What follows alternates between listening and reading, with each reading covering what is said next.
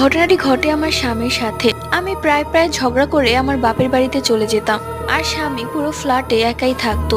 তখন সে আমাকে মেসেজ বা কল করে বলতো, প্লিজ তুমি চলে আসো, তোমাকে ছাড়া ভালো লাগছে না, আমার একা একা খুব ভয় করে। মনে হয় যেন রাতের বেলা ঘরের মধ্যে কেউ হাঁটে। ঘরের এক একটা জিনিস এক জায়গায় পাওয়া যায় না, অন্য জায়গায় পাওয়া যায়, কিন্তু আমি তো ঘরে তালা মেরে যাই। তাহলে ঘরে কারো আসার কথা না। আর কালকে রাতের কথা কি বলবো, আমি কালকে রাতে একটু ঘুমাতে পারিনি। রাতভর আমি দোয়া দুরুদ পড়েছি, কখন সকাল হবে, কখন আমি এই বাসা থেকে বের হব। রাত 3টার দিকে ঘুমিয়ে আছি, তখন আমি শুনতে পাই কেউ কান্না করছে আমার ঘাড়ের কাছে বসে।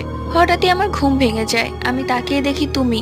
আমি ভাবলাম গেট তো লাগানো, তাহলে তুমি কিভাবে আসলে? এরপর তুমি আমাকে গলা টিপে ধরলে। আমি কোনো মতেই তোমাকে ছাড়তে পারছিলাম না, আর তোমাকে খুব ভয়ঙ্কর দেখাচ্ছিল। হঠাৎ করে দেখি তুমি একটি বিড়ালের রূপ ধারণ করলে। আমি আর নিতে পারছি না, প্লিজ তুমি ঘরে চলে আসো।